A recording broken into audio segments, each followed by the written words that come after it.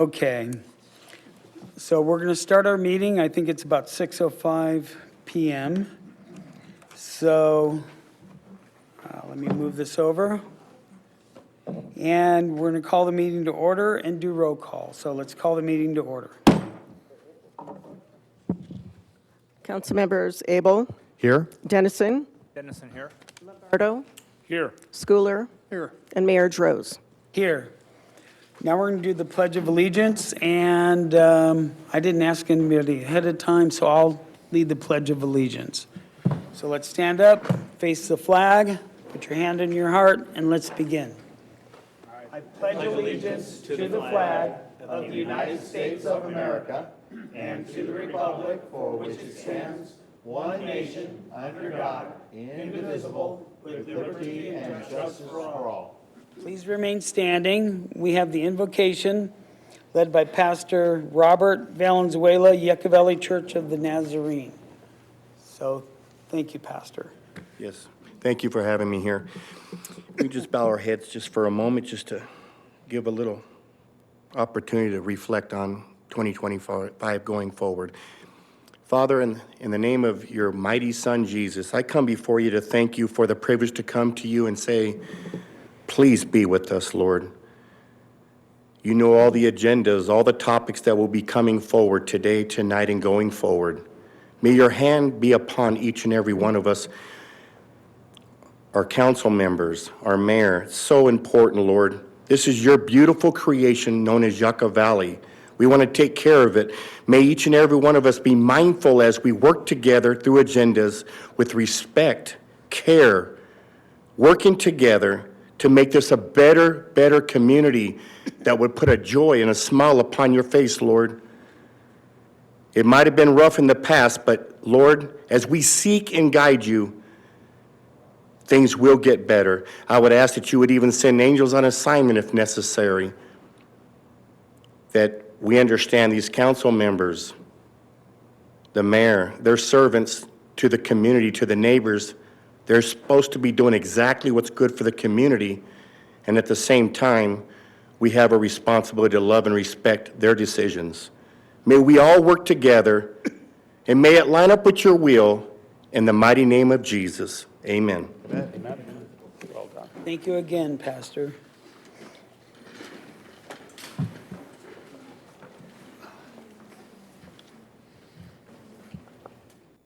Okay, now we have presentations, introductions, and recognitions. We have two presentations. The first one is the Marine Corps Air Ground Combat Center State of the Base address from Brigadier General Mark Klingen from the MCAGCC. So we'd like to hear from you. It was a pleasure meeting you earlier. Okay. Hey, good evening, and thank you for the great opportunity to come here this evening. It was great to meet all the council members earlier. For those who don't know me, Brigadier General Mark Klingen, I've been in the Marine Corps for 35 years, and since November, my wife Sharon and I have had the opportunity to come back to 29 Palms and be the commanding general here. And with me, Aaron Adams and her team, who do all of our community relations, that they're also here. The reason why when Aaron offered me the opportunity to come to speak here tonight, I jumped at it, is because what we do on the base is so important for what we do for our national security and the state of readiness for the Marine Corps, but we can't do it alone. And so everything that we do on the base is dependent upon the community outreach for our families and Marines and what they do for their quality of life. And I guess to put it really simply, we're all in this together. And so we can't do what we need to do on the base unless we have the support of the community outside it. And so if there's any way that us on the base, if we can go ahead and build up that partnership, find the easy wins, and do things that are going to make things better for not just the occupants on the base, but the entire community, I am 100% in. And I hope that coming here tonight is the beginning of a long and sustaining dialogue to figure out what those easy wins going ahead. So if you see on the slide here, there's the vision, but before I get to that, let me explain the two logos on there. The logo on the left where it says MAGTF TC, that's Marine Air Ground Task Force Training Command, that is half of what we do. So that is the training aspect of what we do, primarily on the base, but in other places across the United States, in terms of the live fire lethality of what the Commandant expects the Marine Corps to do. The other icon or a symbol on the right-hand side with the 3 palm trees, that's for the base itself. And you hear McCaxey, so Marine Air Ground Combat Center. That's the other half of what we do. So normally when we have the discussions here, we're going to talk more about the Combat Center, but they bleed over. And if you look down at the bottom of the slide, you can see a map of 29 Palms, and you can see all the other Marine Corps bases fit inside it together. And if you look at most Army bases, there also could fit inside it as well. So this is the largest Marine Corps base we have, and one of the largest bases we have in the U.S. military DoD. And because of that, and because of the soil, and because of the things where we're at, you can do training here that you can't do anywhere else in the world. So when I tell you that we have units that come here from the Pacific, from Japan, we have allies and partners that come here from Europe, we have units from all over the world that come here to do training here at 29 Palms, because this is the premier training base in the world. And that's not hyperbole or exaggeration. And because we can also take units of any size, anything from a small squad to a division to a Marine Expeditionary Force with all the aviation assets, and we can put them online and we can do live fire training here, which you can't do anywhere else. So the vision for the bases and for the command is for us to be able to do the most high-end lethal training that makes the Marine Corps as lethal as it needs to be to deter, and if that does not work, to be able to win in combat ahead. And so that's what we get trained for. So we always think of the worst scenario, and we're always training to that on a daily basis. Let's see if we... So here's the command structure. So there are 8 commands that we have within my command, and so 4 of them are here on the base, and then 4 of them are located elsewhere across the United States. So we do have Expeditionary Warfare Training Group Pacific, which is in Coronado. We have Expeditionary Warfare Training Group Atlantic in Norfolk, Virginia. We have the Mountain Warfare Training Center up in Bridgeport, California. And then also we have the Marine Aviation Weapons and Tactics Squadron, MAWTS 1. That's like the Marine Corps version of Top Gun that's down in Yuma, Arizona. And then we have the other units that are here on base. There are other units that are not mentioned, that are not directly under my command, but are tenant commands at 29 Palms. And so I'm sure you've probably heard of MCCES with all the communications and electronics students where the schoolhouse is at. And then we also have other tenant units from 1st Marine Expeditionary Force or 1st Marine Division, and that's primarily 7th Marine Regiment and some of the other smaller units. And so anyway, they don't fall directly underneath the command for MAGTF TC, but they're one of our tenants, and so we try and accommodate their training and everything else they do on the base. So there are 2 types of training that we have at the base. The first is the unit level training, which is the bottom blue line, and that is units, tenant units that live on the base, and they train all year round, and so it doesn't really affect anybody or the outside community, and so you really don't hear about it that much. The smaller red gaps up on the upper column is what we call SLTE, or service level training exercises, and those are Marine Corps sponsored exercises, and we have units from all across the Marine Corps, and in many cases all across the globe, that come to 29 Palms. And so what does that mean to you all? That means, that would probably explain why we have the big convoys that you see coming, driving on the highway with the big 7-ton trucks, or armored vehicles. I was about to say tanks, but we don't have tanks anymore, and I'll get to that in a bit. They drive up, and then what it also means for you is you probably see a lot more aircraft flying over, and then you probably hear a lot more explosions, and what we call the sound of freedom. And you probably hear that going on a little bit more. All right. And what I'll also say is, for those who are familiar with the Marine Corps, you've probably heard of the acronym CAX for Combined Armed Exercise. It's gone through different iterations and names. It was Mojave Viper, then Enhanced Mojave Viper. Now we call it ITX, or Integrated Training Exercise. And so really, if you hear anything about ITX or Integrated Training Exercise, it's basically the old-fashioned CAX, or Combined Armed Exercise, where we fire almost every munition we have in our inventory. And it's not just a question of firing the munition, it's also coupling it with maneuver as well. And that's what makes, I alluded to it earlier, you can shoot other munitions and other bases across the DoD, but to be able to shoot those munitions at the same time while you're maneuvering is something that's really unique here to 29 Palms. So I think you probably have heard in the news about force design, and you probably heard issues with lots of different opinions about the direction the Marine Corps is going. But force design is really modernization efforts for the Marine Corps to be lethal and to adjust to the evolving battlefield and our evolving competitors or potential adversaries. And so I think what's really kind of neat here at 29 Palms is a lot of the experimentation, which is going to push us in a certain direction. We do a lot of that experimentation with the Marine Corps Warfighting Laboratory here at 29 Palms. So we get to be at the cutting edge to see what the next Marine Corps is going to look like. What you've probably heard about force design is some of the changes in force structure. And so, yes, the composition of the units we have at 29 Palms has changed as a result of force design. So I think you've probably heard we no longer have tanks. That's a sore topic. Actually, Aaron's husband here is a former tanker. We call him a recovering tanker. So we like to give him a hard time. He was actually battalion commander for the last tank battalion before it rolled up his colors.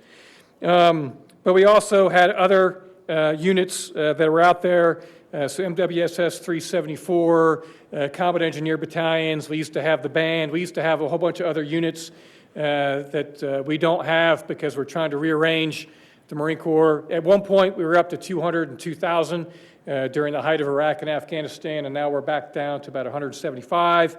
I'll get and talk about a little bit more about that, about the base population in a little bit.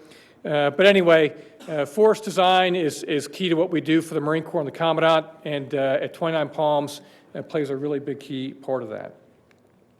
So for personnel strength, we have leveled out for the most part. We don't expect any large changes in the next year or two or three or any in the foreseeable future. We think that we've remained relatively static unless something significant happens in the defense policy going forward. Let me move on. And so as we look at our community impacts, we estimate that from what we do there on the base with both the military community and the civilians that are employed on base, that we're contributing about $1.1 billion annually to the regional economy, at least by our estimates. And then because of what we provide not only for the Marines, but as I said, the other civilians that work on the base and the contractors, there's about 41% of employment that comes from the base itself. And then veterans usually make up about 7% of the population across the United States. And from what we see from our records, there's at least about 10% here in the area. So, which is good to see, but I think it goes to show that this is part of a partnership between the base and the local community going forward. So, in terms of community relations, we estimate that last year we positively reached out and touched about 80,000 people within the local community. Everything from community events, from career days, parades, Memorial and Veterans Day celebrations, 4th of July, car shows, military tribute, and also golf tournaments.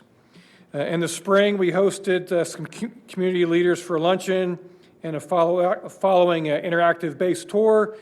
And we've hosted the first military career day for about 100 local high school students. In August, we organized and hosted an annual back-to-school resource fair for more than 500 participants. And these are just a couple of the other things that we do on an annual basis, and looking forward to being able to continue that and expand that in other areas that may be helpful and worthwhile to the local community as well. So this slide's called Key Opportunities. It was initially called Key Challenges. I thought that sounded kind of pessimistic. So I want to highlight some of the, on the positive end, and some key opportunities that are going forward as we continue to have a dialogue with the local community. So the first priority that I have for those who are part of the military community is the quality of life. And so I think that there are some key opportunities that we can look at, but first and foremost, I'm looking at transportation opportunities. And so how you can get Marines without transportation, or families, Marine families that only have a single vehicle, and the husband has to drive, the Marine has to drive to work really early, and the spouse is left home with a child or two and doesn't have a vehicle to get around to be able to do the things they need to do. The other one is childcare options for those that could be single or dual spouse that are military. And even we found that even in single Marine spouse families, that the other spouse generally works. And so being able to have the other spouse to engage with those employment opportunities, but they need daycare, childcare to be able to do that. And that kind of hits the other point, spousal employment opportunities that are there in the community, and then healthcare access. There are a lot of things that we do have a hospital on base, but there's only so much they can do, and I know that preponderance of some specialist care, they have to drive down the hill to the greater community, or drive all the way to San Diego or Camp Pendleton. And if there are opportunities where we can get that medical care for those military service members and their families here much closer, it's better for everyone.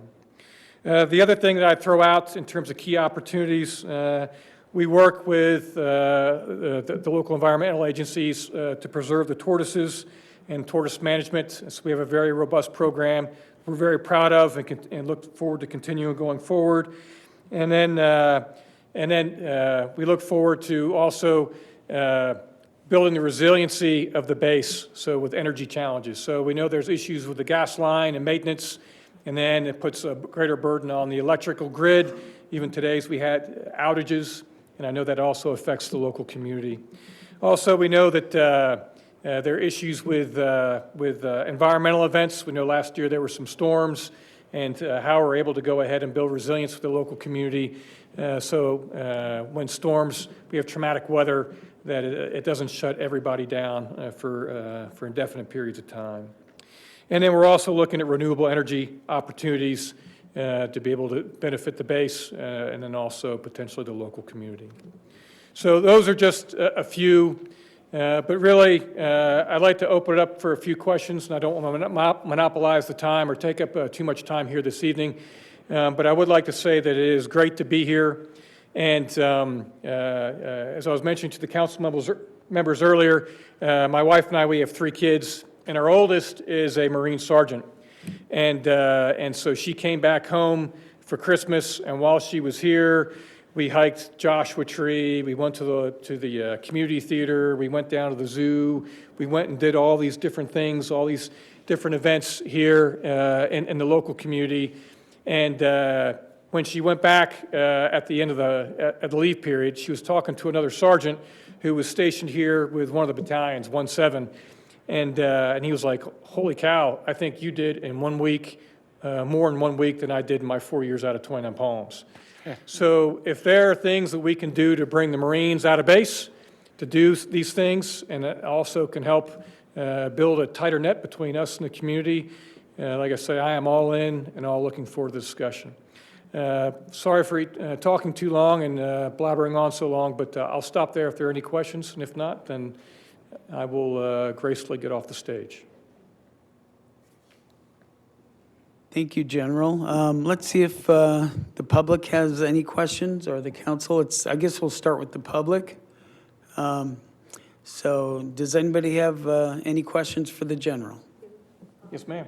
Do you have daycare for the Marines and people who work on base? Yes, ma'am, we do, but it's not enough.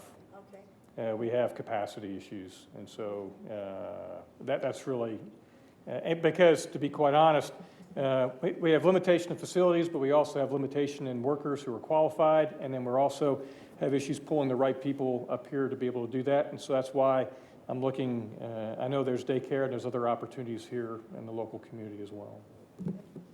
Yes, ma'am. Can you mention what happens at a disaster? The base closes. I mean, people expect help, and they can't depend on you until you get yourself in order, right? So, well, it depends on, But we've got great people who are first responders. I just want you to know, people think the base is the great savior, and it's reality.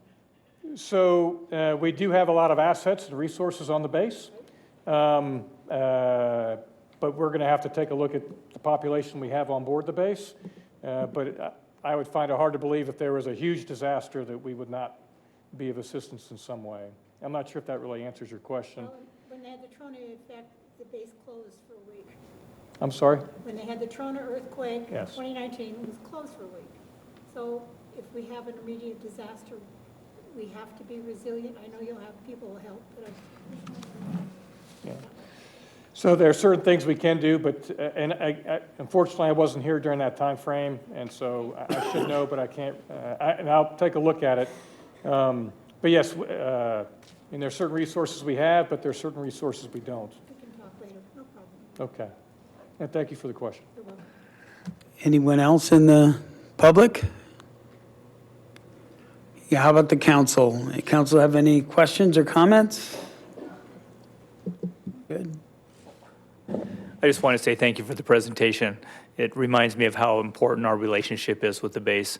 And the list that you mentioned, I took notes, and I'll look forward to further discussions on some of the needs internally, because those are the same needs we have out here too. So I think there's some good opportunities to partner. Thank you. Thank you very much, and look forward to the ongoing discussion. One over here? Commanding General, it was very nice meeting you and your wife before our meeting today. Appreciate that. We do have a great relationship with the Marine Corps base. Our community really supports it, and we feel the support of the base being here. So we're very proud of that. Years ago, there was talk about base closures and closing and so forth. I think you sort of answered that question, that this base is quite unique within the military operation, especially with all the things going on in the Middle East. They're a pretty safe bet that we would continue to have our base here locally and continue to do operations. Is that correct? I tell you, as long as there's a Marine Corps, there's going to be a combat center at 29 Palms. Wonderful. We also I also wanted to show my appreciation or express my appreciation for the joint use agreement between the base and the off-roading community. It's worked out rather well, and I think it was a great compromise and didn't stifle either one of those operations. So thank you for that and the cooperation between the two. Thank you. This will be my first King of the Hammers since, so Sharon and I were out here 13 to 15 years ago, but this will be my first time seeing it, and I really look forward to seeing, I've heard some pretty impressive things about King of the Hammers. I think you'll enjoy it. Just wanted to ask, being a Marine is a definite full-time job. How often do the Marines get a chance to get off base? Is it a on the weekend kind of thing? Is it vary for different groups? How much time would they really be able to come off base? So unless the Marines are engaged in a live fire exercise like we have going on right now, normally they work a regular work week, and then they would have the weekends off. And there are those, depending on their job, I mean, when they get secured at the end of the workday, around 1700, 5 p.m., they're able to also leave. And so that's why you have many Marines who still live in the communities, and they just commute to work. They drive to 29 Palms. So there are ample opportunities. for them to be able to come out in the community. Very good. Thank you. Okay, thank you, General. We really appreciate your time. Thanks for being here. All right, It thank was you. nice meeting you and your wife. And you have a good team. Thank you.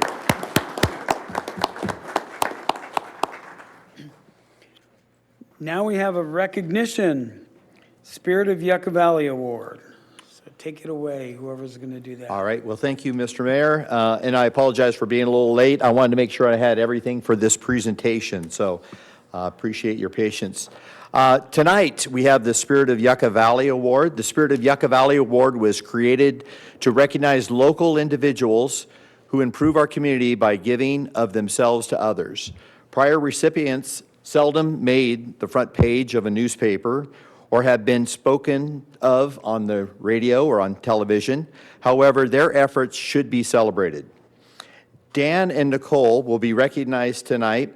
The Letourneaus have been residents of Yucca Valley for 20-plus years and have shown unwavering dedication to their volunteer work.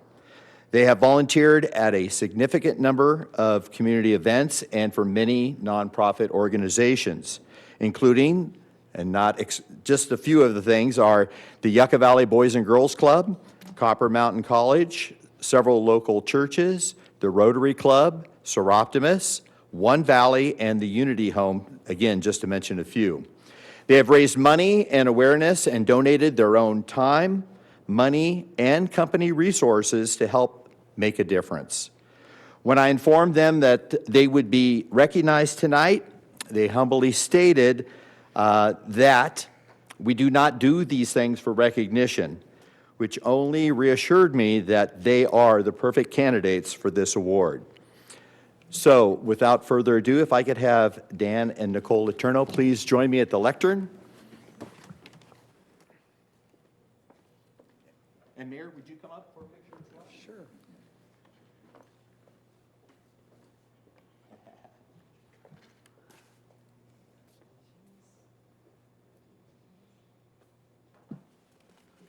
All right.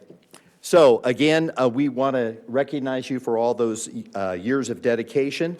Also, I'm going to put you on the spot after we take a picture. If you could tell us a little bit about the organizations. I mean, we're very familiar with the Boys and Girls Club of Yucca Valley and Unity Home. Maybe not everyone knows Unity Home and so forth, but some of the things that you've done for those organizations. And also One Valley, because a lot of people aren't aware of that particular nonprofit. So I'll have you do that in just a moment.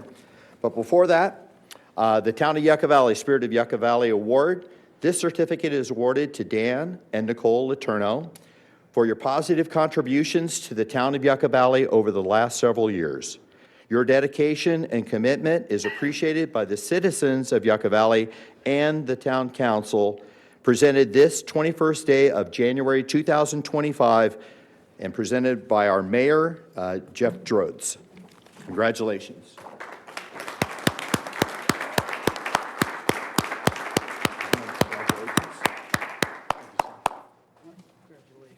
Turn around, we got a picture here. Get here in the middle. Jeff, get, okay, there you go.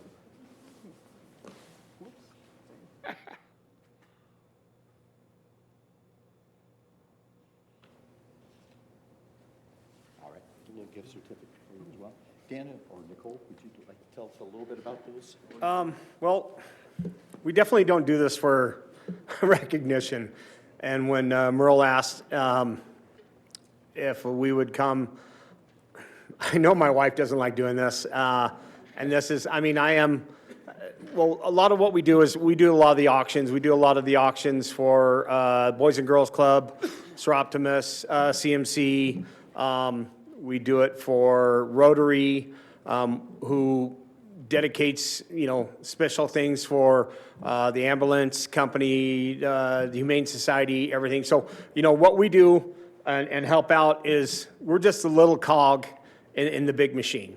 So, and One Valley is connected with the Firebirds hockey team in the lower desert. I was able to do an auction for them. And that goes to all the boys and girls in the lower desert and beyond that. But mainly what we do is for the kids. Even though Unity Home is for domestic violence, which is near and dear to our hearts. But we just try to do everything as God sees fit for us to do. What's that? Oh, and the barbecues. I've got a little project barbecue. It's like 12 to 15 feet long, and I tow it around behind my truck, and we go to the churches, any 501c3 or any nonprofit that we can set up and take care of and feed whoever. I started out at the King of Hammers, and then just went from there. But yeah, anybody that needs help, I promised my wife I'd say no more often, but it really hasn't happened. In fact, I'm doing one on our anniversary next month. We're doing one for Unity Home to help them out. Well, thank you. And I know you're being very modest. I put you on the spot, but, Dan and Nicole have also served and volunteered on boards as well for nonprofits and put in their time. And yes, fantastic barbecue. You're a very good chef and so forth. I've seen you in action. And a lot of people don't realize, when Copper Mountain College calls or Boys and Girls Club, they need someone to help run an auction. It's not anyone can do that, and it brings in a whole lot of money. And so they are very blessed to have you both participate and help them in that because of a good auctioneer and a good assistant and all those other things. The dollars add up quite a bit and brings in a lot of important money for these organizations. So you're very modest, but you're also very good at what you both do, and we really appreciate it. And like I said, been over 20 plus years, and this is just a tip of what you've done. But the town of Yucca Valley is very proud of you, and we wanted to recognize you with this award. Thank you. We love our community, not just Yucca Valley, but all of Morongo Basin. Absolutely. So thank you very much. We appreciate it. You're welcome. Thank you.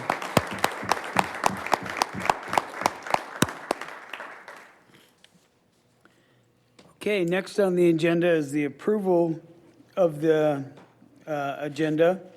So I need someone to approve the meeting agenda as prepared. Mayor, I'll approve the agenda as presented. I'll second. Council members Abel, Yes. Dennison, Yes. Lombardo, Yes. Schooler, Yes. and Mayor Droz. Yes. Next is our consent agenda. And all of these are on the consent agenda are routine matters of formal documents covering previous town council instruction. Items are enacted by one motion and a second without separate discussion unless a member of the town council or town staff requests dialogue on a specific item at the beginning of the meeting. Requests for a public comment on the consent agenda item should be filed with the town clerk. So I'd like to open this up to the public first. Is there anybody in the public that would like to comment on any item on the consent agenda? I see none. Any council members, would you like to pull a consent agenda item or discuss an item? Mayor, if there's no request to pull anything on consent, I'll approve items 3 through 14 as presented. I'll second. Council members Abel, Yes. Dennison, Yes. Lombardo, Yes. Schooler, Yes. and Mayor Droz. Yes. And just to let people know that if you were here for the presentation, don't feel obligated to stay throughout the whole meeting. You're invited to stay, but I just wanted to make you be aware that you can leave early if you need to. All right. So with that being said, I guess I better leave. Not allowed. Okay. So now we have item number 15, which is our first public hearing. So if I do this right, let me open the public hearing, correct? Yes. Thank you. And item number 15, so who's going to handle that?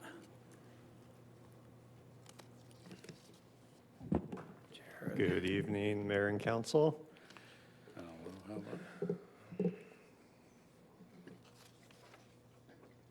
The recommendation for item number 15, which is commercial special events, swap meets, and parking lot sales.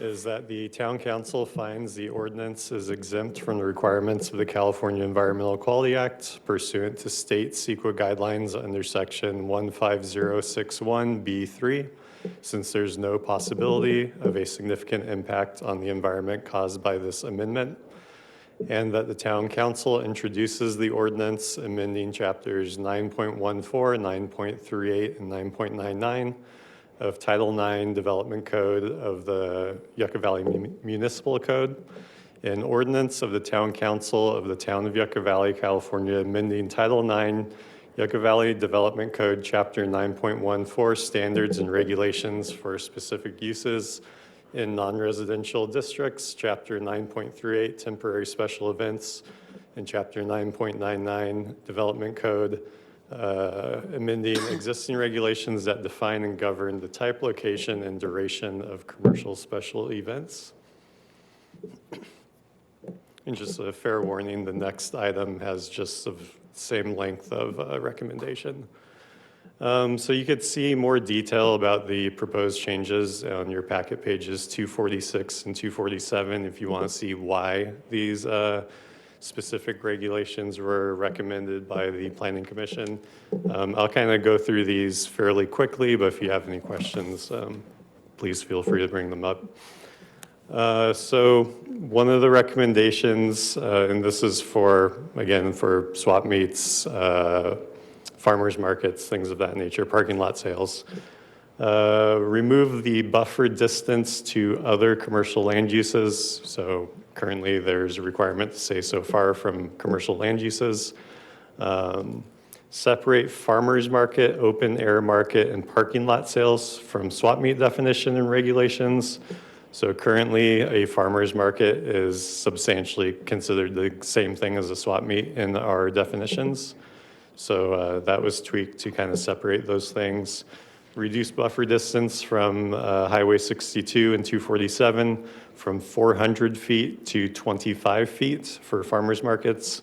So a farmers market no longer would have to be 400 feet from the highway. It could just be 25 feet, kind of a normal setback. Reduce minimum parcel size from 5 acres to 2 acres for farmers markets, so they could be on smaller parcels. Reduce required minimum business activity for farmers markets of fresh produce, artisan cheeses, hand-harvested honey, flowers, and other fresh small batch foodstuffs from 80% to 75%. So there can be slightly, I guess you could say, more diverse vendors at a farmer's market. Limit the maximum number of concurrent farmers markets to 2, so you don't have 10 different competing farmers markets all operating at the same time. Add parking lot sales to the allowed temporary special event table, which is shown in the packet. Limit the maximum days per event to 2, and limit the maximum the maximum number of parking lot sales to 2 per calendar year per location. This is just a screenshot of how the proposed regulations worded. I'll skip these for all of our sakes, but it's all in the packet. Here you can see the table, and the second row from the bottom addresses parking lot sales.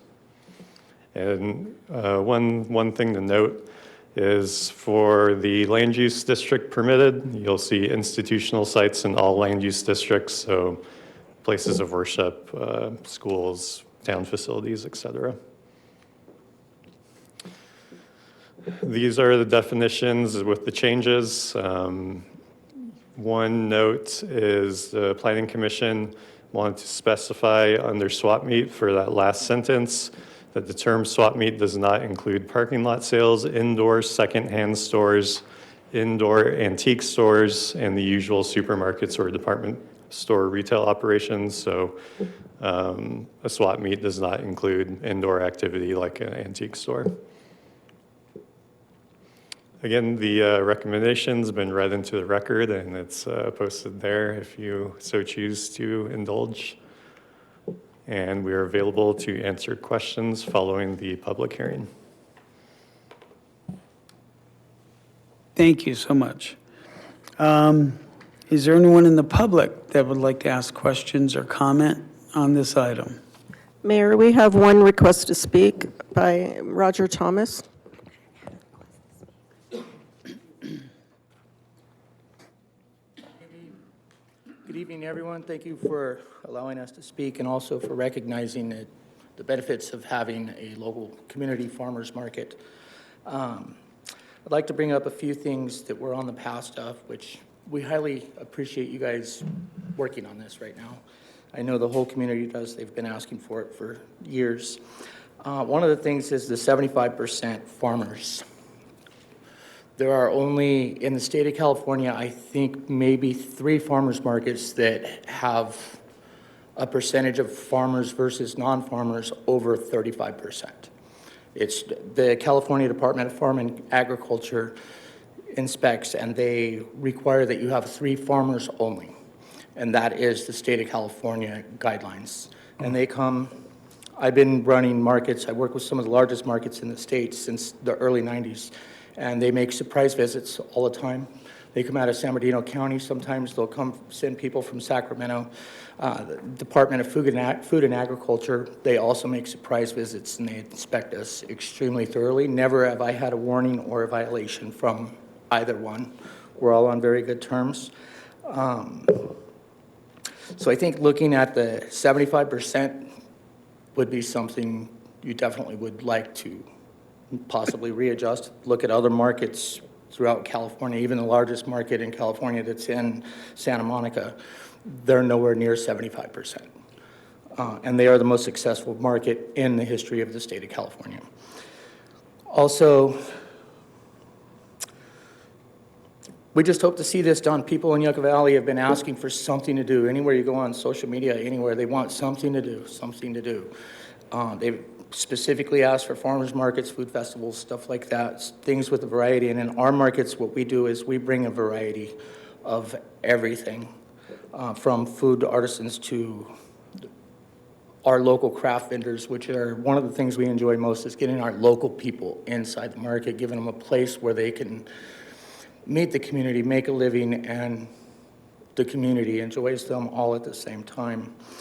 And as far as, there was another thing on there about the town of Yucca Valley regulating the vendors that actually come.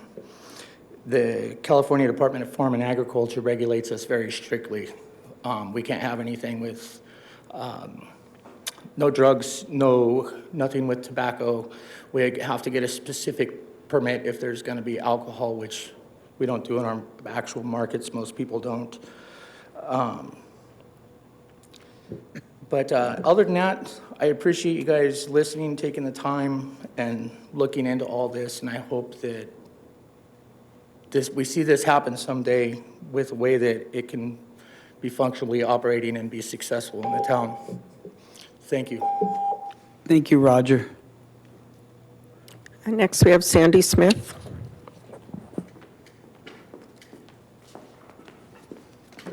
Sandy Smith, co-owner of 29 Palms Farmers Market. We had an agreement, but he took a little bit of mine. But I want you guys to really look at that 80 to 75%. I've asked this question when we applied for permits before, is how do you measure that 75%? So for example, if you go to 29 Palms Farmers Market, I have about 40 vendors on any given day, but my craft vendor that does crocheting is one vendor with one 10 by 10 canopy doing less than $100 worth of sales a day. But my produce vendor has 6 canopies, 10 by 10 each. He's doing $2,000 worth of sales every day. Are they one-to-one? So do you see where if you say, hey, you want 75% produce, but how do you measure it? Is one crafter equal to one produce, one farmer? So is it square footage? Is it sales? Is it a person working? Like, just how do you quantify that? So I just want you to kind of be cognizant of that. And just to remind you what Roger said is all of this has a lot of regulations as a certified farmers market. Certified farmers market falls under California Department of Food and Agriculture. You have to have a minimum of 3 produce vendors. They have to grow their own. This is not by, I know in there you also talk about non-certified markets. That's a whole other beast. You can't go and buy produce from the trade and sell it at our farmer's market, at a certified farmer's market. So I just want you to know that. And it also, aside from being regulated by CDFA, it's also regulated by health. So we have an event permit from the San Bernardino County for health. So not only is ag inspecting, but so is health. So just those kind of things. The minutia of it is how do you measure that? But I appreciate it. The big thing about moving it closer so we could actually be on either the highway or 247 is huge, and not lumping it with swap meets, because we don't want a swap meet feel for our farmers market either. So thank you. Thank you, Sandy. Is there anyone else in the public that would like to speak? Okay, let's move it to the council. So anyone have questions or comments on the council? Let's start on the left. Okay, I'm kind of losing my voice tonight for some reason, but just wanted clarification on concurrent farmers markets. Is that, I think it says here that they're in the same day, no more than 2 on any particular day in town? That's correct.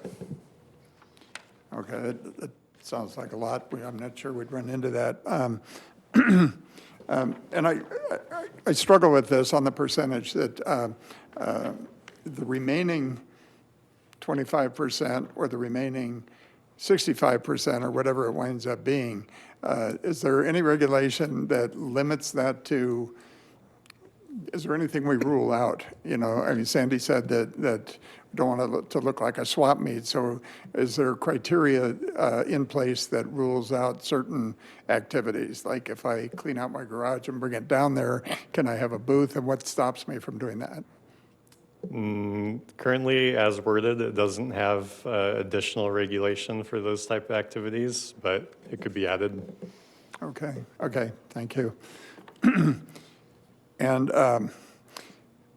I don't know, 35% sounds different to me. I've always thought of it as being more in line with the 75 or 80%, and I'm not that smart about that.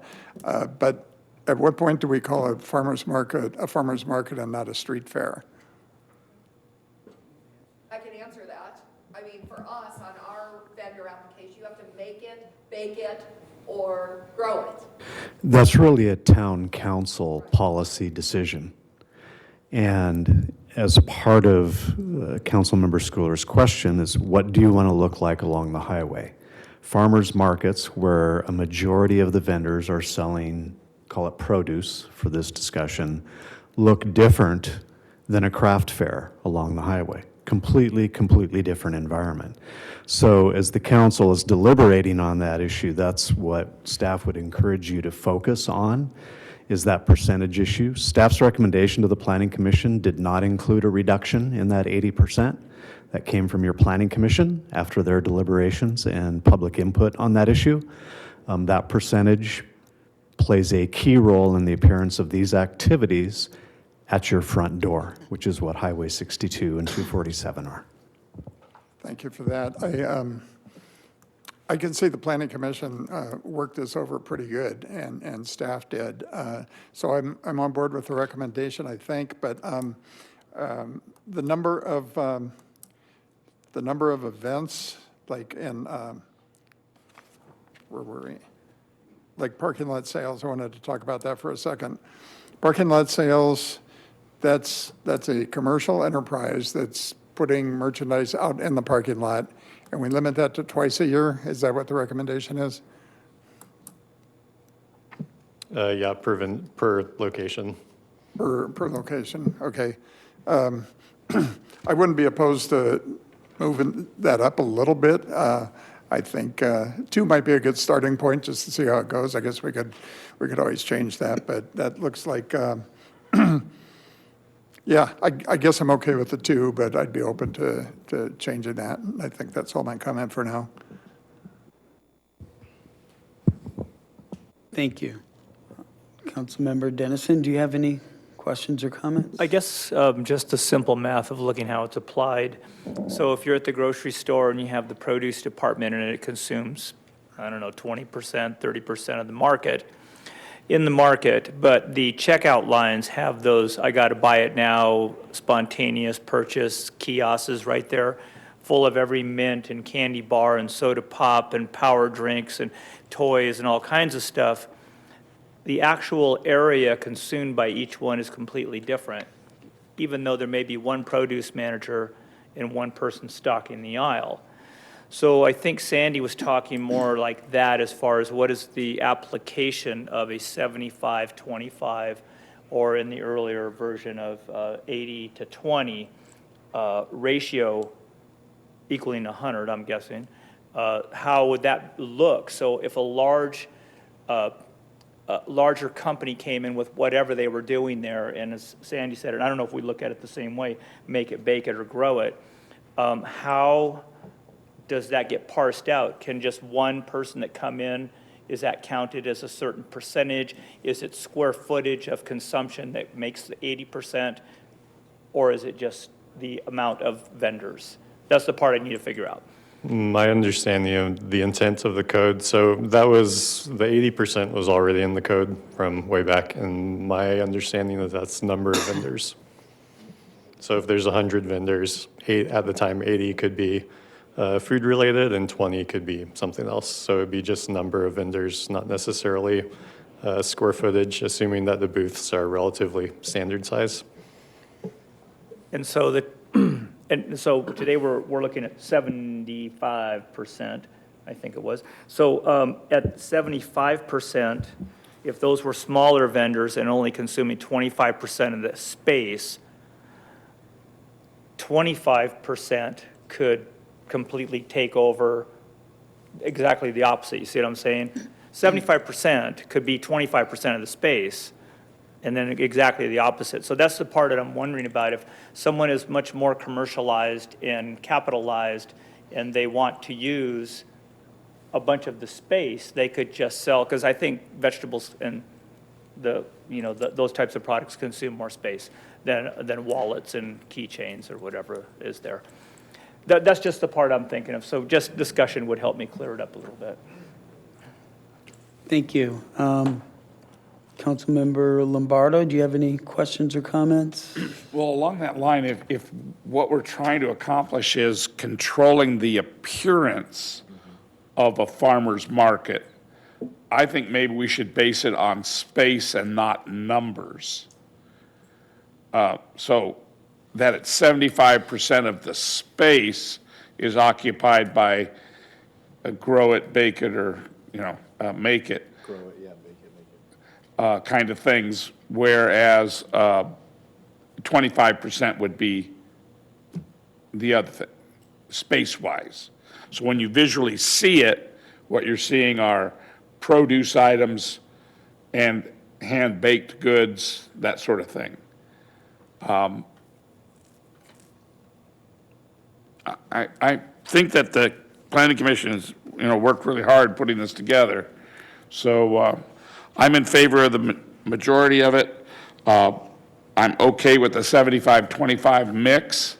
I think I would base it on space, not numbers of vendors. As the council is continuing your discussion, I believe that the description that was just provided by Councilmember Lombardo is consistent with the language on page 250 of your packet, because it defines 75%, quote, business activity of fresh produce, and then 25%, quote, business activity may be composed of the sale of art, handcrafts, and other homemade goods. So I believe that is the intent of this ordinance. That's kind of what I was understanding. Okay. Yeah, that's reasonable, I believe. Thank you. Yeah. All right. Mayor Pro Tem Abel. Yeah, I agree with our council members. I think we're in the process of trying to do as much highway beautification as possible. So we don't want to do anything that's going to be counterproductive. I do agree that the farmer's market should be primarily, majority of it, as we said, some type of produce or fresh fish or flowers, those types of items there. That's what I envisioned, a farmer's market. And then there'll be a few craft goods and so forth. But again, not a swap meet type thing like emptying your garage. I'm going to get a space down there and put my garage items there. It's something that our local artists have created or knitted or, put together, assembled. And I want to make sure that whoever's interpreting this takes it along the way of what was just explained to us, that it's not the number of vendors, it's the space that's being utilized. So I have no problem with lowering it to the 75% that the Planning Commission gave us. I would say that any other vendors would have to have it to where it's handcrafted or handmade, and eliminate anything that could be just brought from your house as a leftover item and so forth. And I don't have a problem. I mean, I was sort of leaning on only 2 events for these commercial, like we've seen before, a holiday sale or whatever, and if you've gone to the ones that we've had before in parking lots, that's not produce. I mean, they may have somebody selling coffee or something, but all of it is basically craft items and so forth. So I think starting off with 2 is fine. And again, later on, if we have some type of a town-sponsored event and so forth, we can look at those separately. But I would like to encourage a certified farmer's market to come into Yucca Valley, because all of us as council members say, we want more places for our community to come together and enjoy and fellowship and get to meet their neighbors. And this is a really good way of doing it. Plus, everyone is getting more and more health conscious. So giving our local residents an opportunity to eat healthier, and also supporting small farms and operations is what we're about as well. So I'm in favor of it as long as we understand the definition of the 75%. Thank you. And I'm in favor with the 75-25 also, because the Planning Commission did a lot of research on this, but I do think, it sounds like Shane had the clarification already on there, but is there a way to approve it as is, but still send it back to the Planning Commission to clarify on the, maybe make it square footage, 75, and then 25 for other items? So your definition of farmers markets on page 250, staff believes is very clear. It identifies that percentage based upon business activity. So that would be, for as one example tonight, square footage of tables designated out for those products. So I think the staff recommendation continues to be to introduce the ordinance this evening as recommended by the Planning Commission. We'd be happy to take a look and see if there's any clarification that's necessary on any further discussion for definition of those percentages. Perfect, thank you. So I guess we need unless someone has a comment, we need someone to move this forward? Okay. Along that line, modifications to this ordinance are made how? So this is an amendment to your development code. State law mandates that a minimum of 1 public hearing be held at the Planning Commission level and 1 public hearing be held by the Town Council. No changes can be made to these codes without a public hearing through both of those bodies, of course, with final action being by the Town Council. So it's still relatively easy to modify it, but it requires a public hearing by 2. In theory, it's very easy to amend the codes. In practice, that's not always the case, as you can imagine, with public participation and differences on issues. But technically, it's a very simple process. But we'd hear from the public if they felt it was inappropriate what we're doing or the modifications that we're making. Currently, I can agree with this, but I want to know that if we get public outcry, I want to be able to know that we can change it without it, being expensive and difficult. The council has full authority to amend the development code at any time. Okay, great. Then I approve. And I would like to move this if there's no other further discussion. A second. Council members Abel, Yes. Dennison, Yes. Lombardo, Yes. Schooler, Yes. and Mayor Droz. Yes. All right, thank you. Thank you, public and council Thank for you. everything. A lot of And hard work. Jared. Okay, now do I need to close out and then open the new one? So that was item number 15. We'll close that public hearing. We'll open item number 16, public hearing. Environmental assessment EA 14-24, but I'll let Jared go on with that. This is Environmental Assessment EA 14-24, Development Code Amendment 7-24, Commercial Sidewalk Displays. The recommendation is that the town council finds that the ordinance is exempt from the requirements of the California Environmental Quality Act pursuant to state CEQA guidelines under section 15061B3, since there is no possibility of a significant impact on the environment caused by this amendment, and that the town council introduces the ordinance amending chapters 9.14 of Title 9 Development Code of the Yucca Valley Municipal Code, an ordinance of the Town Council of the Town of Yucca Valley, California, amending Title 9 Yucca Valley Development Code, Chapter 9.14, adding Section 9.14.090, Commercial Sidewalk Displays. So, in short, this ordinance came about due to some sidewalk displays outside of retail stores kind of getting out of hand, and blocking ADA access was a significant concern. So basically, if you had someone who needed to use the sidewalk, in some cases they were not able to. So that's why we're talking about this. So if you can imagine, this is primarily retail stores, gas stations, grocery stores, with any sort of commercial display items for sale that are outside of the confines of the store. So these are kind of the regulations that the Planning Commission had discussed. Maximum height of a commercial sidewalk display being no taller than 6 feet, just, obvious safety concerns with that one. Maximum width of a commercial sidewalk display not to exceed 5 feet wide, and maximum depth not to exceed 2 feet. So that's to basically keep it out of the sidewalk so people could still use the sidewalk. Commercial sidewalk displays shall be located no more than 6 inches from the main face or front of the building. So the display has to be up against the building. It can't be in the middle of the sidewalk, blocking access for pedestrians. Commercial sidewalk displays shall not impede or block Americans with Disabilities Act access.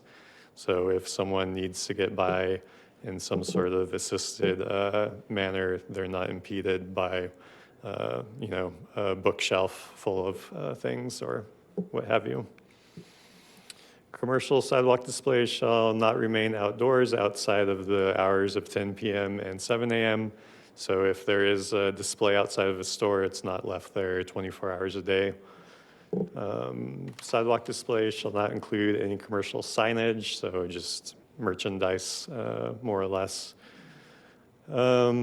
Commercial sidewalk displays shall not include any light or sound producing items or devices.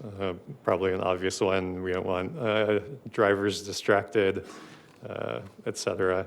Displays shall be stable and weighted or constructed to withstand being overturned by wind or contact. Another basic safety measure. Stores with double frontage, for example, corner lots, shall not combine their allotment of space to create a larger space than normally allowed. So if you have 2 frontages, you don't add those numbers together of the front and side of the building to have an extra big display area. During the Planning Commission discussions, there's some obvious issues that came up. So this kind of is exemptions from this regulation. So provided that the display area does not exceed 25% of the frontage of a primary structure, does not encroach on ADA access, obstruct any curb ramp or crosswalk, parking area or driveway, or landscape area, the following displays are exempt from the requirements of this chapter. These are the things that you'd see outside of grocery stores and gas stations. Self-service vending machines, including but not limited to newspapers, magazine stands, water dispensers and ice dispensers, firewood displays, propane storage, other permanent outdoor displays and permanent outdoor display areas accessory to a permitted use authorized by prior entitlement.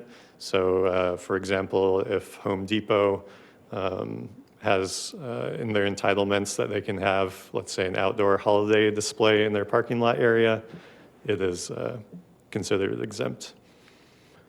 So these are some photos of various levels of outdoor displays, so you can see kind of the range of what we're looking at. This is 7-Eleven on the west end of town. You could see they probably would not meet that 25% allotment for their outdoor display area. It looks like they're more close to 80% of their frontage. And some creative signage solutions as well.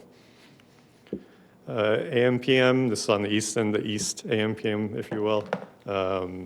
Firewood display, this would be exempt. They would not need a permit. Clearly less than a quarter of their frontage. Side display, so if you were to add this display with the other one, so the firewood plus the propane and water dispenser, still likely less than 25%. This is the other AMPM, also approximately, I would guess, less than 25%, so they'd also be fine, no permit required. Grocery outlet, some small pallets of, can't really tell exactly what it is, small pallet display, no problem. This one likely would not meet several of those regulations. Clearly, fairly high percentage of the display area exceeding the width, exceeding the depth, and blocking multiple ADA access routes, both on the highway right-of-way with the chairs you can kind of see to the right, and then on the sidewalk with the carts. The antique store by Frontier Cafe, you can see Frontier in the background. They had requested to be considered as part of this, so that's why they get 2 slides.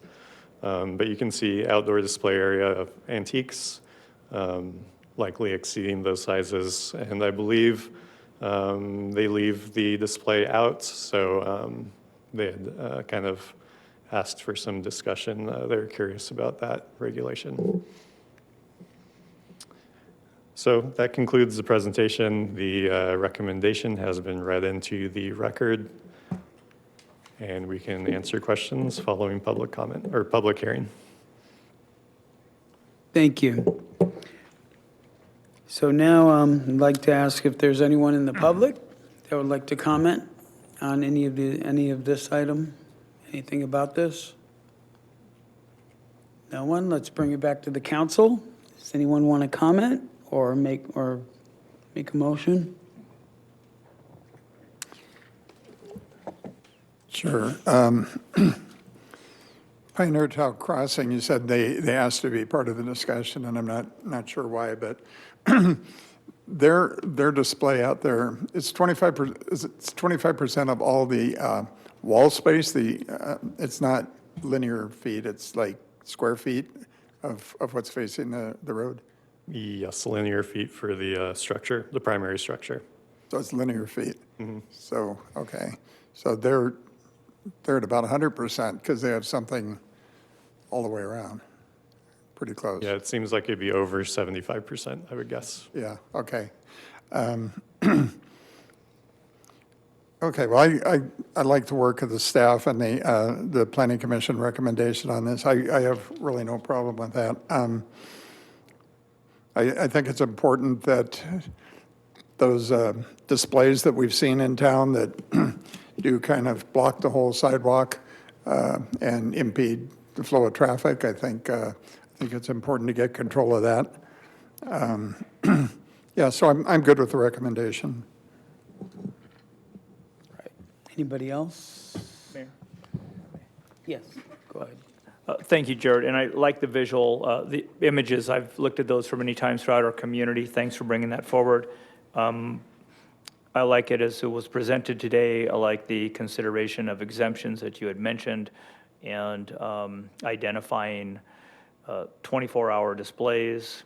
Those are all some of the big things, but I think the consumption of the area well in excess of 25 feet on many of those images that you have presented.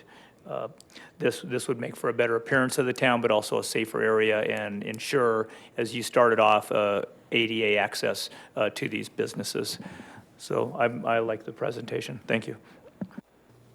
Anyone else? I want to acknowledge that it's in the town's interest to beautify the location, and I think that the percentages that they're talking about in this change is appropriate. I can understand it's a hardship on some of the entrepreneurs that are wanting to display things in the public eye, but I think the benefits of access through ADA, the adults with disabilities, and the kind of beautification of the location will outweigh the loss and benefit a majority of the people in our community. Hopefully we can just understand that we do want to encourage entrepreneurship in our community as well. So I'm open to ideas, but I think this is a good start for sure. And I think a lot of work has gone into it that makes good sense. So I'm in favor of it also. Thank you. And Councilmember, I agree that I think if anyone looks at our record, this is a very pro-small business friendly, business-friendly council and so forth. But then again, we need to have some regulations because things get out of hand, and that's unfortunate. I also want to tell staff I really appreciate, not only for myself, but I think also communicating to the public when you give us visual examples of what we're talking about, because then they see, okay, this is why we're doing this. I remember the statues that are legendary, showing all those in the past, and it reminded me of, yeah, I think, oh yeah, let's just have whatever, and then you give me examples of what you saw, and I'm like, no, that's not what I want either. So I do agree. We are very business friendly, very small business friendly, but that definitely is an issue that needs to be taken care of. One of the pictures that wasn't on there, and I don't know if they didn't qualify, but Tractor Supply. I didn't see a picture of that, and they have a lot of stuff across their whole sidewalk. So that would be one that's probably not within the 25 linear feet.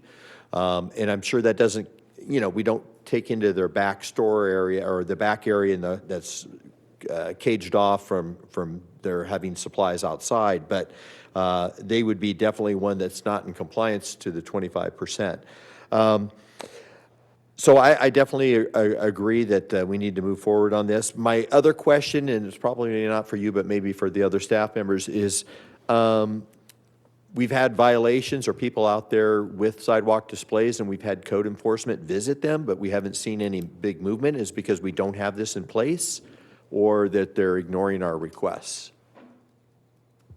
That is part of the intent of this regulation, is so that we can have a code to violate, basically, or to show a violation. Okay, so this will be, we can enforce this, we can encourage them by giving them educational letter, letting them know, hey, by the way, this is passed and your past practices aren't going to be acceptable, so please make adjustments. So I appreciate that. Yeah, I'm very much in favor of this, and I do think it moves us in the direction of beautifying our downtown area. All right, and I just want to thank our Planning Commission. Let me make one more comment. Sure. I want to ask Tom, our lawyer, Tom Jacks, ordinances like these are enforceable without putting the town at risk. Once we make an ordinance like this, it gives clear definition and is enforceable without being a problem-causing thing for other communities. Is that correct? It is, as long as you have clear definitions, which the Planning Commission has worked on, which your planning staff has worked on, that are objective and clear so that they are not, subjective type standards. But what you have here is an objective, clear standard that can be enforced. And looking at the ordinance the way it is, you've helped them write it so it's clear and objective. Is that correct? It does look clear and objective. Okay, very good. Thank you. Mayor, could I ask one more question? Sure. Councilmember Abel brought up Tractor Supply, and I'm thinking Home Depot when they have barbecues and plants all out there. A lot of stuff out there. Is there any? I mean, it almost seems appropriate for those businesses to have their. I don't So. know. So do Very- they have a way of making that okay or no? Councilmember Abel and Councilmember Schooler brought up a very good point. So Home Depot has a specific plan, and in that specific plan, they are allowed for a certain area of outdoor storage. They may be in excess of that right now, and that's a conversation we need to have with them. Tractor Supply also, as part of their conditional use permit, has approval on the west end of their building for outdoor storage. I don't believe that included the sidewalk, so that was a very good point to bring up, and that's a conversation we'll have with Tractor Supply as well. But yes, it's important for businesses that sell products of that size that are typically kept outdoors, whether it's a rental company, automobile sales, or building material supplies. There's common outdoor storage, and there always needs to be a means, a method and a means for approving those at the local level. That's, you bring up an interesting thing there for like a rental supply company, like the one that's on, was that Apache or? And they have the appropriate approvals from the town for that operation, and that's provided for in your development code. Okay. And they have those approvals. All right. Very good, thank you. Anyone else? Okay, would anyone like to make a motion on this? Mayor, I'll move the item. Mayor, I'll second. Council members Abel. Yes. Dennison. Yes. Lombardo. Yes. Schooler. Yes. And Mayor Droz. Yes. I want to say thank you to the Planning Commission again. So let's close the public hearing. And let's move on to department reports, number 17. Good evening, Mayor and Council. The item before you tonight is the quarterly project update for the Yucca Valley Aquatic Recreation Center project. And the recommendation before you tonight that the Town Council receive and file the Yucca Valley Aquatic and Recreation Center project quarterly project update. And with us, our project management consultant to give the presentation. And after they concluded, we can answer any question from the public or from the council. So with that, we'll start with the Dallin Group for the presentation. Go ahead. Good evening. It's a pleasure to be with you all again. My name is Jen Minkia, and I am the project manager for the town of Yucca Valley on the Aquatic and Recreation Center project. I'm happy to provide a second quarterly update on our progress. Together, we've been working with Safeword, our construction manager, HMC, the architect of record, and RC Construction, who is the general contractor. Tonight's update will cover our progress from September to December of 2024.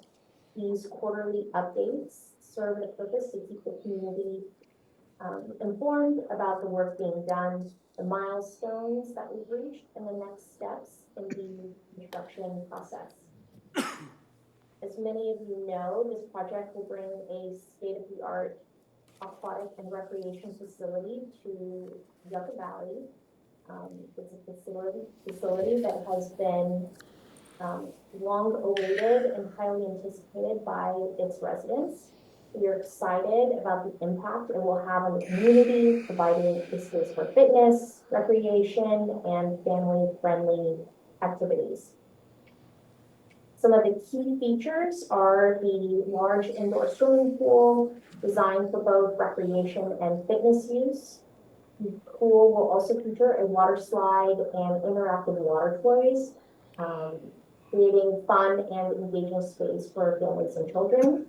And additionally, the facility will include an indoor gym, providing opportunities for a wide range of sports and fitness activities. Some of the major achievements from the past quarter: we successfully completed the over excavation and pool excavation. This was a crucial step in preparing the site for the next stages of construction. The building pads have been certified, which is an essential milestone. This means that the soil stability meets all the necessary structural requirements, allowing us to proceed with further development. These achievements are significant because they lay the groundwork for what comes next, ensuring that soil stability meets all necessary structural requirements, allowing allowing us to proceed with further development. Sorry. Structural integrity of the site is top priority, and safety and engineering standards are met. So looking ahead at next steps, we move forward into the next phase of the project.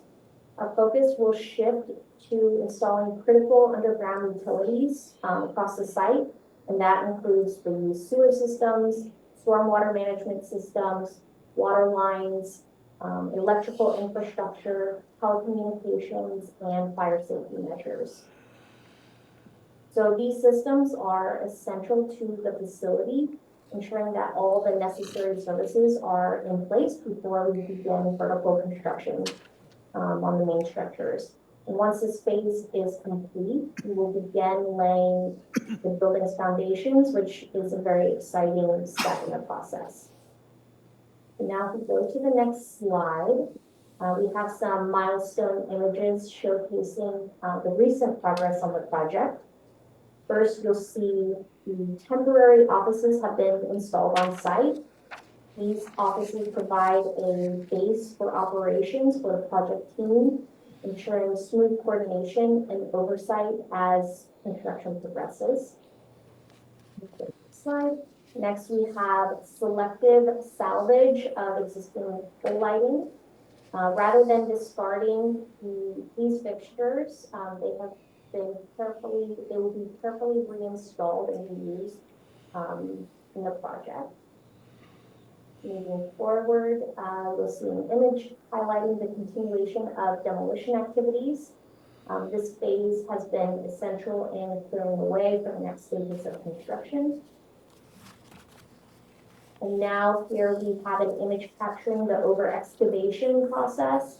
This was a crucial step in preparing the ground for construction, ensuring stability and proper soil conditions for the foundations. Next, we have an image of the soils compaction testing. So this testing is key to verifying that the ground is properly compacted, reducing the risk of settling and ensuring a strong foundation for the structures to come. And lastly, we have an image of the street tie-in for the underground utility work. This marks a significant milestone as we begin integrating the project's infrastructure with the existing utility systems, a critical step in preparing the site for future development. And next, I have a couple of time lapses. Oh, can you go back one? You can press play. So this is looking in the northwest. Oh, I think it jumped again. This one is looking in the northeast direction. This time lapse starts from the time of construction, which began in September till now.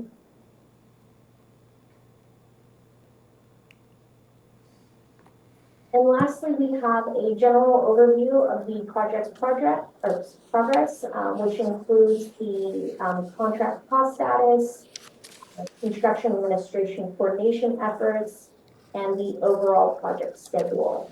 The total duration of the project is anticipated to be 730 calendar days. We are 194 days in, leaving only 536 calendar days remaining. And this puts us at about 26% complete. And that's all that I have for you. Thank you for the opportunity to speak on the behalf of the larger project team. It's been, we've made a lot of progress, and we look forward to sharing future updates with you all. That concludes staff report. We'll be happy to answer any questions from the public or the council. All right, thank you. Is there anyone in the public that has any questions on item number 17? Okay, I see none. Council, does anybody have questions? Yes, thank you for the report. Like to see the progress. I just had one question regarding Joshua trees. Did we have to, in compliance with Joshua Tree Protection Act, did we have to remove any or relocate any Joshua trees? So we are removing and replanting. There is 5 trees, according to the Fish and Game, that is required to be replanted. So we are waiting for permit from the Fish and Game to be given to us before we do the process. It's expected that we have this permit within the next couple of weeks. We have paid them the money that they asked for, and we're waiting for their permit at this point of time. Okay, thanks.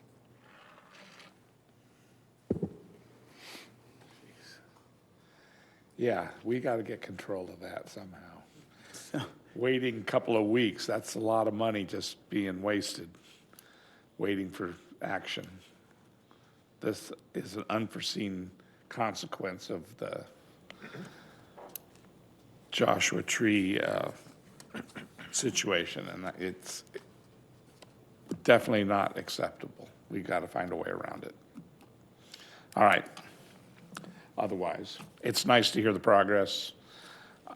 I hate having to wait 2 weeks sitting on our thumbs doing nothing for that permit, which anybody with common sense can say, hey, it needs to happen.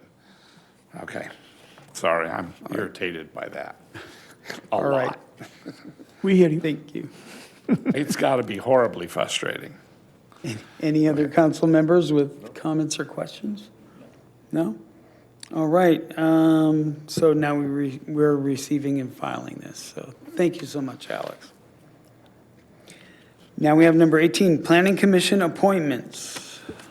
Good evening, Mayor and Council. These next 2 items are routine items that we typically see after an election, with our commission terms coinciding with the council members' terms. We usually have to re-up if they want in January following that election.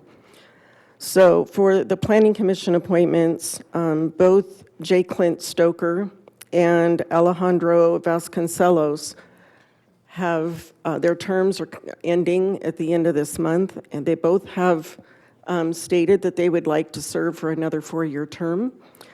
So the recommendation is to approve those appointments for another term. Going on, just similar, the next item, Parks Rec and Cultural Commission appointment. We only have one here. This is for Councilmember Lombardo's appointment of Ed Kiesling. He's also noted that he would like to serve for another term. The reason why we don't have an appointment here for Councilmember Droz, you might recall that last month we had a new commissioner appointed, Ms. Charlotte Burns. So she is in place for her 4-year term. So I'd be happy to answer questions after public comment and then we can take action on each of these if you so choose. Okay, so let's start with item number 18. Is there anyone in the public that has any questions or comments? No? Any council members? Okay, any motion? I'd like to move it.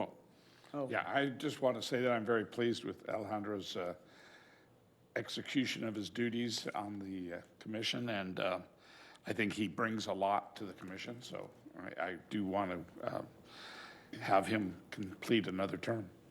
Yes. So I will second. Yeah, two excellent choices. So I was the first and he seconded it. Okay. Okay, and item number 19. Are you going to vote on that or no? Are we? So roll call? Okay. Oh, yeah, So we're sorry. taking motion on both of those appointments, Stoker and Do both. Vasconcelos. Okay. So council members Abel, Yes. Dennison, Yes. Lombardo, Yes. Schooler, Yes. and Mayor Droz. Yes. So was that included item number 19? No, we got to. No, okay. Yes. So Parks Recs, number 19, Parks Recs and Cultural Commission appointment, Ed Kiesling. So, Ed has been very involved, and I'm very pleased with his actions in the commission, and I do want to re-up him for one more term. I'll second that. okay, and before we do that, is there anyone in the public that wants to Oh, that's a comment on good that? point. No? Okay, so we have a first and a second? Council members Abel. Yes. Dennison. Yes. Lombardo. Yes. Schooler. Yes. And Mayor Droz. Yes. And I apologize for the confusion on all of that. So thank you. No, it's okay, I'm already confused. He's good. So, item number 20, Senior Center closure program plan. Yes, Mayor and Council, we wanted to come back and talk about relocation of programs during the Senior Center project construction. I know Alex has kept you up to date on the construction plans themselves, but this evening we wanted to circle back. I know there was some concerns by the town council on it's going to be a duration of time to do these improvements to the senior center, and you wanted to want us to assure you that the programs were going to continue during the closure. So we went back, scrubbed our plan, and wanted to share this with you this evening. Of course, the recommendation is just to receive and file this report. Just a quick slide on the project itself. We won't go into a lot of detail, but it does note there that recreation staff will be managing the closure process by moving activities from the senior center to other town facilities. So we have developed a plan for relocating senior center programs and the meal service during the construction phase. I know that was a big concern for the council, that you didn't want a situation like during COVID where our seniors were having to go to frozen meals. So we have revamped the plan and are able to have hot food service for most of the duration of the construction project. So we have, we've revamped our plan, going to be using some extra space at the vacated library, and we are going to be able to retain 90% or better of our programming. Nice. This one's a little bit detailed, but it does lay out what will be relocated to the library space in the town hall building.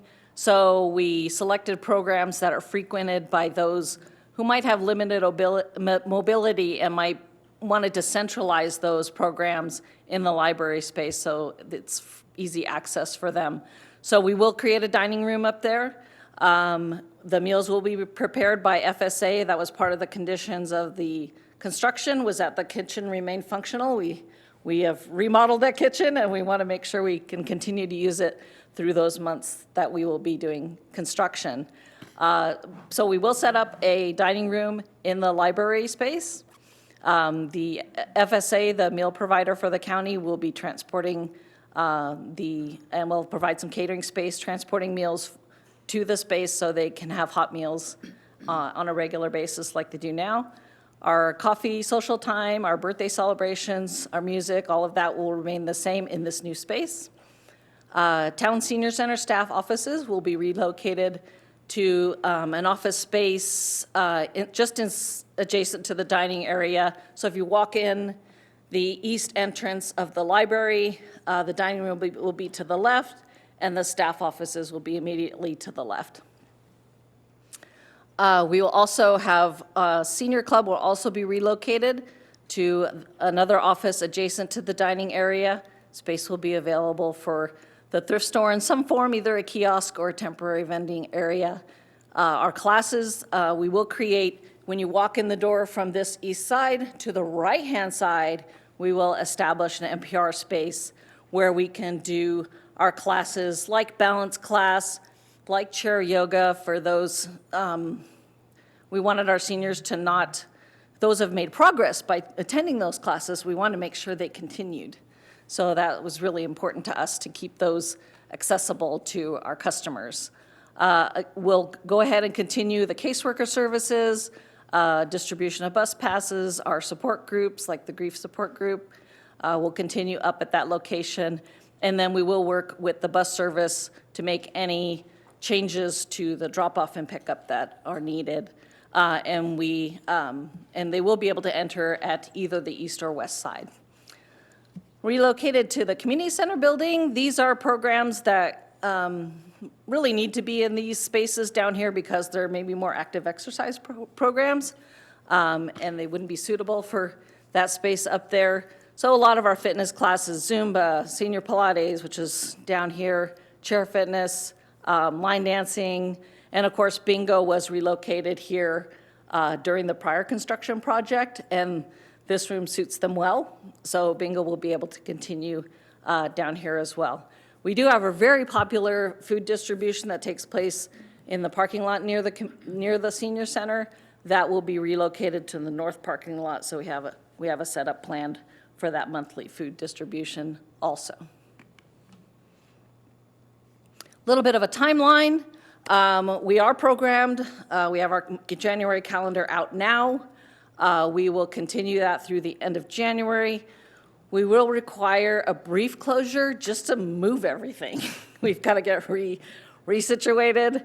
And since we're running programming all the way through the 31st, we'll need a little bit of time to relocate furnishings and offices and equipment and things like that. So during this short relocation period, we have plans to reroute the seniors to the Joshua Tree Community Center if they want a hot meal. Frozen meals will be available for pickup on those Mondays, the 3rd and the 10th, for the rest of the week. So for just those 2 weeks, if they don't want to go to the Joshua Tree Community Center for the hot meal, the congregate meal, they can stop by here on the 3rd and the 10th, pick up their frozen meals for the week, and then we'll be reopened on February 18th for full operations at the new relocated location. To communicate, these changes, we'll be putting out a February Senior Center calendar. So that's mailed to all of our members. That's our normal process. It'll have all the information they need on the closure and the relocation of programs. We'll, of course, do our news release and social media. We'll do our email notification to our senior center membership as well as our general recreation customers. We'll distribute information. They kind of already know that it's coming, right? Because we've been talking about it for months. So we'll continue to make those announcements and share in person. Staff will meet with the senior club and our other tenants, FSA, to plan all the details of their operations that will occur over here. And then, of course, once we reopen, we'll have just mounds of wayfinding signage, so make sure everyone can find their way to what they need to attend. But it should be pretty good. We're pretty happy that we're able to shoehorn everything into the locations here, and that they'll have pretty much full service for the duration of the construction. So that concludes the staff report. Happy to answer any questions after public comment. All right, thank you. Is there anyone in the public that would like to comment on this item? No? We'll bring you back to the council. I just want to say you guys are amazing. You really are. So how long will construction be on the new The construction will take 9 months. 9 months? So we start on February 3rd, and crossing my finger, we'll finish by November 3rd. Okay, great. Thank you.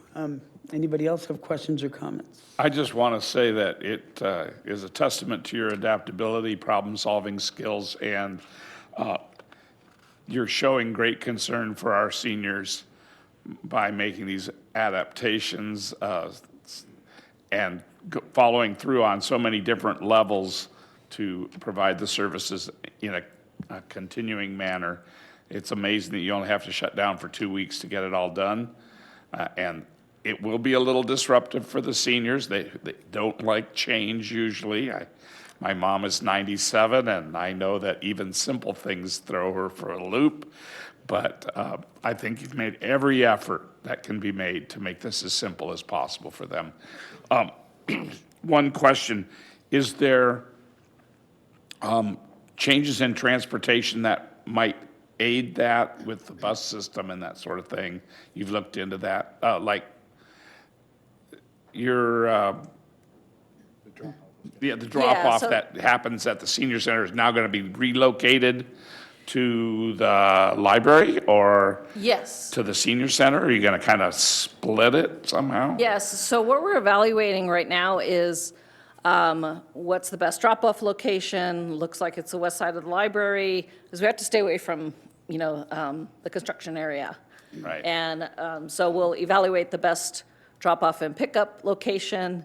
We're presently evaluating the number of disabled parking spaces, so to make Right. sure that we have an adequate number closer to where we're doing the operations. Do So- the majority of the seniors rely on public transportation? No, They do not. yeah. Okay. We have about a dozen regular riders. Oh, okay. Yeah. But only a dozen out of all the people that participate. Daily, I would say. So if you're talking about our normal attendance is for, a regular weekday is probably 70 to 80 people. About it's pretty busy. 10 to 12 of those are probably, our butts, That's very good. regular And riders. It sounds like you're making every effort to accommodate it, so. Yeah, and a shout out to facilities staff, and town hall for helping us, stand up, the new operations over here. It's a little bit to get all of that IT and everything That's great. Pass on reorganized. how proud we are of the way that they're handling this and that we really think they're doing a good service for our seniors. Thank you. And the Youth Commission is planning a special event for them as well, so we're, Distracting them. No. Good. we're supporting them. That's right. Make it more fun. Yeah, Sue, thank you so much. I did have some real concerns about the senior center and the programming, and thank you for going to all the trouble to reevaluate and to accommodate. I would definitely like you to remind the seniors that it puts a burden on staff as well to be able to pull this all off. So we're trying to do everything we can to be a good host and make them feel welcome and try to do it as best as possible and most efficient as possible. So I know that just figuring out the logistics is just a huge undertaking.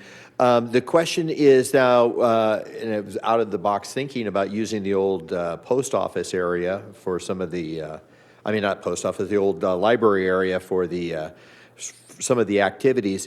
If I remember, those bathrooms are rather limited, but you're talking about small groups activities in that facility, and that means we'll have to bring the heating back on and things like Yes. that? Yeah, James just cranked it up yesterday. Okay, It's- yeah. It's progressively, I think it was 43 degrees in there when he But since it's started. smaller activities, the bathrooms will be sufficient for those activities? Yes, so we're splitting them, right? They'll be together for the lunch, and then some of them will come down here, some of them will stay up there. The bathrooms up there will, bring them up to, a nice state. And we also have the bathrooms outside as well. Okay. So if you recall, there's another set of bathrooms right outside the door. Oh, okay. So we do have those outside bathrooms on the west side, very accessible. And James also, the push buttons on the doors are functional on both ends of the building, so those are going to be really easy for them to get in and Well, out. again, now I can say with confidence to any senior that has a concern, I'll be listening, but I also let them know we've definitely gone as far as we can to really help accommodate, and staff's really putting in a lot of extra effort and work to make it work. And to be able to do it, like you said, turn around that quickly that's pretty monumental. So thank you for that. And I guess it's just a test run when we have to vacate this facility and do a remodeling. All right, any other comments on this side? Sure. I'll echo all of those comments. I was wondering how you were going to pull this off. And we've got such a successful senior program that I didn't want to see the disruption. And I went through the staff report again and again, and it looks like you covered all the bases it'll happen with a minimum of disruption. And I think they will adapt very well, and we'll be better off down the road when they can move back, if they even want to move back. I think you have a pretty good scenario set up here. So yeah, thanks for all the hard work. That's brilliant. You have any comments? No. Okay, great. Thank you. And that's receive and file.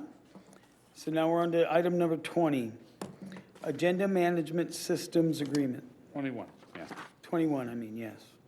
Agenda Management Systems Agreement. Good evening, Mayor and Council. So this item is to give you an update. The change is coming. The agenda management system that town uses is going to be changing. So the recommendation is that the town council considers the proposal and directs the town manager to execute a 2-year agreement with Civic Plus in the amount of $26,700 for agenda and meeting management software. So the current software that we're using, a few of you have that on your tablets as well. We've been using since 2015. The company Granicus recently announced that the software is going by the wayside and they will not be supporting it beyond September 2025. So with that, staff began researching replacement. So some of the key features that we were looking at is the ease of use, overall functionality, the making sure that it meets the IT requirements that we have here in this room, our town's audio-visual system, Zoom, kind of all the different components that we fit together for our public meetings.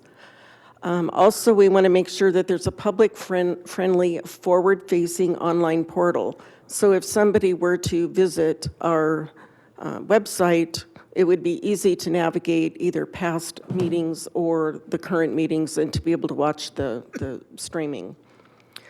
So we also want to make sure that the software meets the needs of council and commissioners with the including electronic packets that you're able to make annotations and notes that stays with you as your user file, so that possibly we can go to paperless agenda packets, at least for those who want them. Of course, we'll always print as we need. So support has always been a challenge with this current software. The software has always been a little bit of an orphan with Granicus. We've especially noticing that recently. So these companies that we were looking at, we were really looking at the different support options that they have. Are they based on East Coast, West Coast? What are their timings for us in case we have issues during a live meeting? And lastly, we look at the overall cost. So I don't know where somebody came up with these old pictures, but our evaluation team was the town's clerks, as well as AV staff and our commission secretaries. So the team looked at different systems. Some were smaller, some were larger. After looking at each one of these, looking at the different features that we mentioned in the previous slide, we are finding that Civic Clerk by Civic Plus is offering the best solution. We already use Civic Plus software in some of our systems that we have. We use it for Civic Rec, our recreation program. We use it Next Request for our public records request system. So far, seems like those systems are working well. So we're hoping that that continues with the company of Civic Plus. So here we just have a couple of slides that kind of show you the forward-facing agenda portals. They have calendar views. You can drop down lists to view specific meeting types, or you can go in a ton of those green sections, kind of like a list view. Similarly, here's Rancho Cordova's. And I wanted to state too, when we were doing our research, it wasn't just what we were talking to the software companies about. We did a lot of research with our fellow clerks in other cities. And Deputy Clerk Brooke Dudra and myself were at a recent conference for clerks. And some of these conversations actually happened in the ladies' restroom. So, I mean, we were no holds bars. We really kind of researched what everybody was doing, how ease of implementation, and that type of thing. So we did reach out to other city clerks to see what they were using. So the fiscal impact, is $26,700, and that's for a 2-year contract with the potential of a 5% increase in outgoing years. And these costs are accommodated by the current town's 24-26 general fund budget. So, and again, we have the recommendation to consider the proposal and direct the town manager to execute the 2-year agreement in the amount of $26,700. That concludes staff's report. I'll answer any questions after public comment. Thank you. Mayor, if I might just add just a couple of additional comments. Firstly, thank you to Leslie and Brooke and the rest of the team that was on the evaluation team as we move through this process. Software is one of the banes of our existence. It is notorious for acquisition. And so one of our real concerns was how stable are any of these companies? And the reality is they may be stable today and they may be acquired tomorrow, and you can't control that. You can only do the best that you can with the information that you have. One of our objectives in this project, though, was if you think about agenda management systems, there's a lot of different phases to that. So one phase is what the public sees when they go to look for a meeting. Another phase is what the council wants to see and how that system works for you. Same thing with our commissioners, and each one is a little bit different. So Leslie, if you could just talk a little bit about what Civic Plus, what their approach is and how we customize it to the different type of options that we want it to look like, how we meet the needs of the council or the commission. Well, the software is all web-based. So it's not an app like some of you have on your tablets. So you'll, every user has a user login. You would, each different type of user, whether it's staff, commission, or council, will have different permission levels on what those you'd have access to. So, and not everybody is going to, like the public would not have access to your notes or to my working minutes and things like that until we're ready to publish those. So some of the, because it's web-based and the way that it logs in or connects up to our software, our website, we can customize it by colors, different features, the size of different things.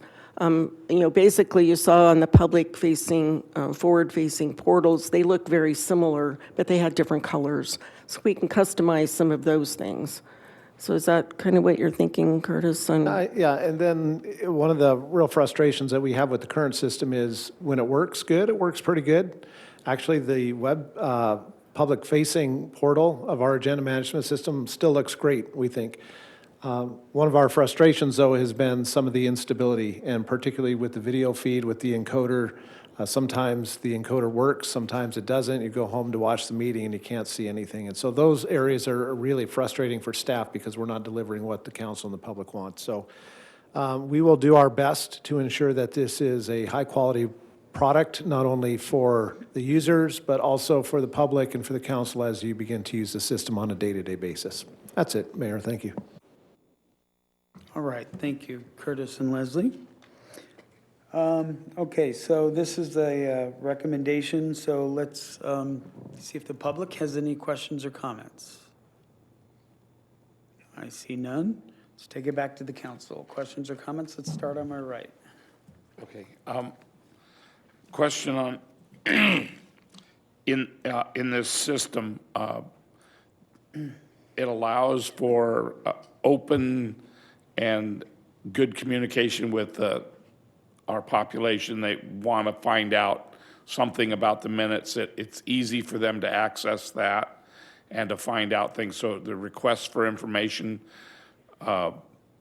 time spent on that kind of stuff will drop by from the staff because the individual can find those things for themselves on this system. So Yes. I really like that feature. And I'm assuming, I'm not much of a technical guy, God knows, and I was excited to see what it'll allow us to do, and it's time that I catch on and go paperless. So you won't have to print for me anymore, hopefully. We'll see how that goes. Thank you. I appreciate all the effort. I know the council, not so long ago, we forget that we had microphones that didn't work. We had a web page that looked really ancient. Registering for a class was almost impossible online. And now, when I go to our town's website, it's always current, it looks great. And if this improves the experience for us and the public, then I'm all for it. So, we used to have one small little TV over there and one screen, and it was a nightmare. We were playing with the microphones half the night. So everything's really, really improved, and I appreciate the investment, and I think it pays off. And public access and also being able to do our jobs a little bit more efficiently as well as staff's job. And I like the levels of security. So you have state-of-the-art ability to access what you're supposed to be able to access. So thank you. Hey, anyone on my left? No?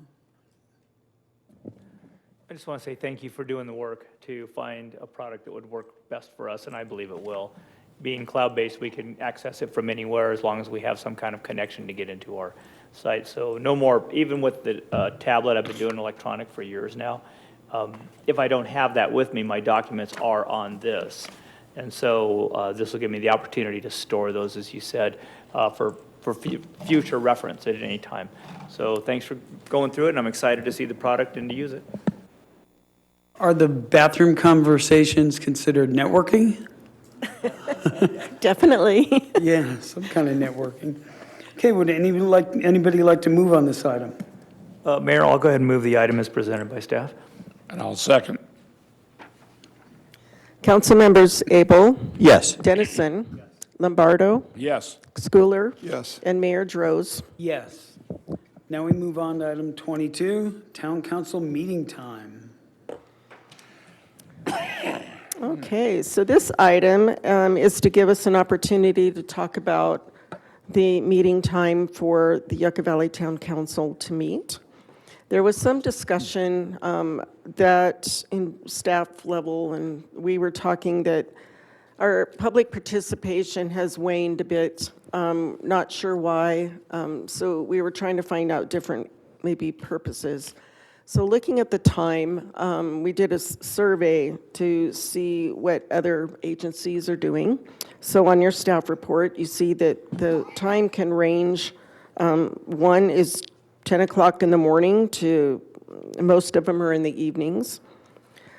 So the idea of possibly changing the town council meeting time to 5 p.m. on the first and third Tuesdays might help people to, maybe people that want to swing by the meeting on their way home from work before they go home for dinner. Maybe that would help. Or possibly even our senior population that maybe wants to come and be able to leave before it gets dark. So in some parts of our year. So that's about it. The recommendation, and we're up for discussion, but the recommendation is to consider changing the regular meeting time to 5 p.m. on the first and third Tuesdays of each month and to adopt the resolution approving the change.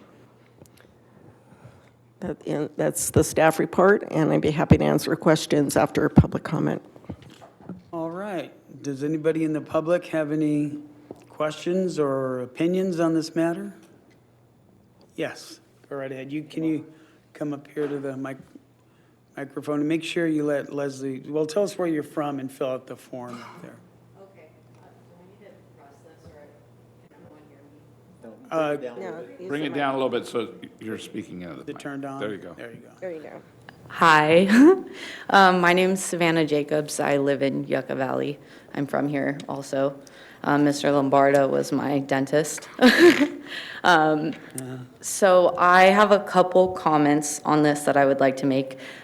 First and foremost, myself and my friend Lily, also my coworker, her and I have also created a survey. We haven't fully conducted it yet, but it was to put out to the public in order to get kind of an idea of what the public would like as far as time and day and what inhibits them from coming. So with that being said, it would be great if we could actually get that out and moving and get some numbers to present to you guys, hopefully by the next town council meeting. And I would love to stay in touch with you guys as well if that's something you would like, because we also noticed that there isn't obviously a lot of people here. I don't know if there was any other comments I wanted to make. Sorry, kind of came up really quick. I didn't notice it on the agenda until now. But I think I'll leave it at that for now. Thank you. Anyone else in the public? Okay, let's take it back to the council. Let's start on my right, I guess. Yeah, first of all, thank you for staff bringing this back. Yeah, my concern was that participation, we want to not discourage people. Obviously, we have a working community, and we're not going to hold meetings at 10 o'clock in the morning and so forth like some of the retirement communities. But I do think that we need to take in consideration our seniors, which have a large population, and also those people who are working. So. And for staff as well, because staff's here all day long, then they have to come back at a 6 o'clock meeting and so forth. So I did definitely support looking into a time, and I was thinking 5 o'clock would be an appropriate time. I know that a lot of people work on 9 to 5, although there's all kinds of shifts out there, so you're not going to be able to accommodate everyone. But if I was coming from work and I knew a council meeting was there and it was something I wanted to speak on, I would come directly then to the meeting and not go home, because once you get home, it's hard to get yourself back out of the house and so forth and to leave. And again, a lot of seniors don't like to be out late and drive home late or the dark and so forth. So I'm much in favor of going to a 5 o'clock meeting. I wanted to ask the young lady who spoke, was your initial reaction that it was a negative thing, or you thought maybe it was going to be a good thing? You just wanted to have an informal survey to get more feedback? Yeah, I definitely just wanted more feedback because I assumed that there would be a lot of people here at the first meeting that we came, and there was, but we realized it was a specific group of people. Right. So I think, especially talking about the whole 9 to 5, we do have a lot of blue-collar workers in this town. So I think even my boyfriend, who's a plumber, he doesn't typically get off at 5, even though he has a 9 to 5. Right. He gets off at like 6:30. visit the Legion Fund so chose to. And then also I do understand the whole, it does get dark earlier, but not in certain months of the year. So I feel like as the summer kicks in, people want to go out later, not earlier. Okay, and then you sat through this meeting tonight, the whole meeting? Yeah. Okay, so yeah, that's also a concern because, you know, someone getting off at 5 and so forth, but as you saw tonight's meeting, and we've done this, you know, 10 years or whatever, that at tonight's meeting, we didn't really get into the public participation and the particular issues that you might want to come, like we're doing something on your street or we're going to add programming or whatever. It doesn't come until later in the meeting. And then we don't even have public comment until the very end of the meeting where people can talk about anything that's not on the agenda. So to move it to a 5 o'clock, I think will, and we can always move it again, but I think that we might get more people. And like you said, the person you know doesn't maybe get here till 6 or 6:30. That item's probably not even yet ready to discuss. Instead of sitting through an hour and a half. People get tired. We see them come at the beginning, they want to say something, and then they end up leaving later on, you know, before it comes up. So I don't know what their situation is, but I appreciate the willingness to take a survey and so forth. So, but any earlier than 5, I don't think works, and I don't want to discourage people from coming. So when Dr. Lombardo was the mayor, he was always wanting more and more participation, so I think this might help. Yeah, I think it's a great idea that we're getting a survey, and I think that a change will help. And I like the idea of being able, if the survey gives you solid results, I want to be able to reevaluate it again, but I think we kind of need to move and try something a little different. 5 o'clock, I agree with. And if we need to change it to another time or another day, I'm open to that idea as well. So thank you. And I appreciate your getting involved and getting out there and doing it. That's awesome. That's what makes our community so wonderful. Thank you. Thank you. Any comments on my left? Well, I sort of think people come to the meeting because there's an agenda item that's important to them, or they don't come to the meeting. We saw there was a lot of people here this evening who left after their agenda item was addressed, and really doesn't make a whole lot of difference to me if it's 6 o'clock or 5 o'clock. I know the Water District is at 4 o'clock for their board meetings. I've been to those, and it's the same sort of thing. If the agenda is full of issues that people want to talk about, you know, they show up to that. But I'll go along with the logic of maybe the working people being maybe able to come here. I kind of like getting people out of here early enough to go home if they want. So I would support this just for the time being, and see if it works. We can always change it back, like you say. So yeah, I'm okay with it. Okay, thank you. I think most of it's been said, but truly, the beginning of the meeting usually involves a lot more of the normal process. We go through presentations and recognitions and things like that, but there is some formality at the beginning. One thing that we've looked at, and myself and staff have talked about, is that some meetings are presented in a different format. I've seen some that move public comment up to the front, so those that really have something that's pressing with them, they may want to address the council and then be able to return what it was they were focused in. So if you decided to, survey, I mean, I think that's great. I love public participation. That's what we're here for. And, think about many things that maybe are easier for the public today. But we're here a certain amount of time. We move through the process always the same. We have to hit all the agenda items. But I do appreciate your comments, and good luck on that. But I'm in favor currently of moving it to an hour early, and let's see how it works out for the public. Yeah, I'm in favor of it also. I don't think it really matters one way or the other that much, but,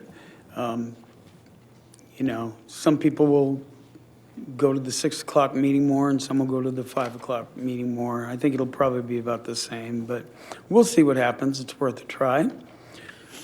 So does anybody want to make a motion on that? Mayor, I'd like to make a motion that we adjust our calendar our starting times to 5 o'clock. Dennison will second. Councilmembers Abel, Yes. Dennison, Yes. Lombardo, Yes. Schooler, Yes. and Mayor Droz. Yes. Okay, future agenda items. Is there anybody on the council that wants to bring up a future agenda item? No? Okay. Public comments. I need my glasses for this. The town council takes this time to consider your comments on items of concern which are not on the agenda. When you're called to speak, please state your name and community of residence. Please limit your comments to 3 minutes or less. Inappropriate behavior which disrupts, disturbs, or otherwise impedes the orderly conduct of the meeting will result in forfeiture of your public comment privileges. The town council is prohibited by state law from taking action or discussing items not on the printed agenda. So is there anyone in the public that would like to speak on any item? Yes, sir. Mayor, we have a request to speak by Mr. Jeff Grabo. Good evening, Jeff Grabo from 29 Palms. I wish to thank Mayor DeRose for the opportunity to speak tonight. I am the corporate chair of Los Medicos Voladores, the Flying Doctors Organization. We're a registered 501c3 nonprofit medical mission, non-governmental organization headquartered in a P.O. box at Point Reyes in California. We provide mobile medical, dental, and vision clinics in areas like Mexico, El Salvador, Guatemala, Haiti, and other economic areas where healthcare is difficult or impossible to obtain. This includes areas of California. We provide these services without compensation or discrimination based on race, religion, sexual orientation, or political affiliation. In 2025, the Flying Doctors will be at Yucca Valley High School for our annual clinic, sponsored by the Healthcare District with solid support by the Veterans of Foreign Wars and the Morongo Unified School District with equipment from Healing, California. This will be our largest ever event held in California. This clinic will feature up to 20 dental chairs where individuals can get their teeth examined, cleaned, filled, or even pulled by licensed dentists. Dr. Lombardo, I have a chair for you. Yeah. Additionally, we have optometrists who will provide vision exams, and if the patient needs glasses, most times we will make those glasses on site as the patient waits. This clinic will take place Saturday, March 8th and Sunday, March 9th at Yucca Valley High School. High school students from the medical assisting class, pharmacy class, dental assisting class, culinary program, and the cadet corps are actively involved. And let me stress again that everything is free for those who receive our services. Major DeRose, council members, those in attendance, you have the formal invitation of the Los Medicos Voladores Flying Doctors corporate chairman. Stop by Yucca Valley High School on March 8th or 9th and see how this event showcases not just Yucca Valley, but the entire Morongo Basin. Come join us for a day or give us an hour or two. Help your fellow citizens. And if you can't do that, sponsorships are always available. Thank you. Thank you. Thank you, Jeff. Thanks for all you do. I'll leave some cards if you want to contact me. Okay, thank Jeff, you. what are the hours on those days? 8 to 3. People typically, we tell people not to line up before 6 a.m., but some people mistake that and line up at 6 p.m. the night before. Wow. Wow. The need is great. There's no doubt about it. Well, last year we serviced over 250 people in a single-day clinic. We expect to double that. Wow. Thank you, Jeff. Impressive. Is there anyone else in the public that would like to make a comment on anything? No? Mayor, I have a note from Mr. Frank Medeiros. He was here earlier this evening. He was not able to stay. He wanted to thank council and to thank for their support and thank staff for their presentation of the recent Veterans Day event. He said as a veteran and attending many over the years, it was the best that he's ever attended. So he just wanted to thank everybody. Thank you for that. Anyone else? Doesn't look like it. Okay. So let's move on to staff reports and comments. Thank you, Mayor. Council, we'll keep this short tonight with your long meeting. Anything from staff?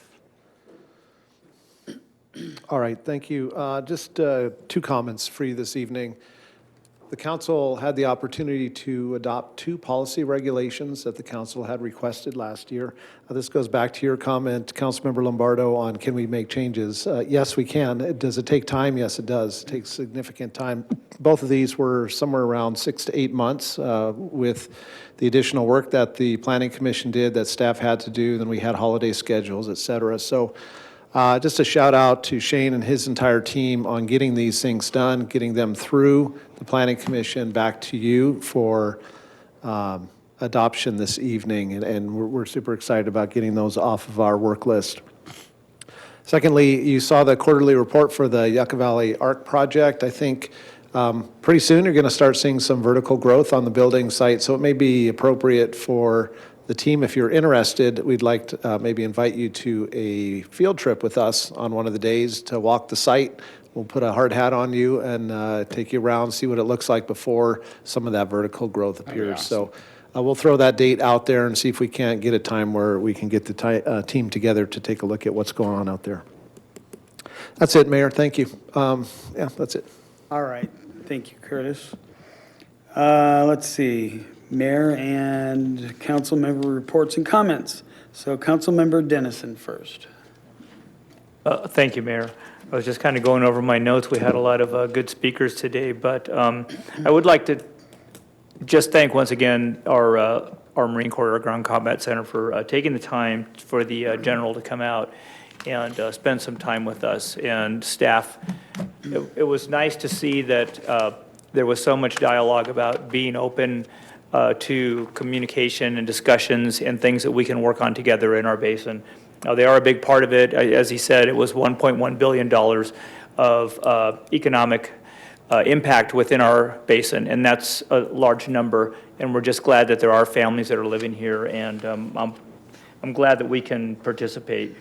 And I just want to thank our speakers tonight on the public hearing items. That's nice that they give us more impact and feedback on kind of what we're trying to accomplish in our community. Staff, and thank you for your time on that too, clearing up some of the questions I had and making it easier to move the item forward.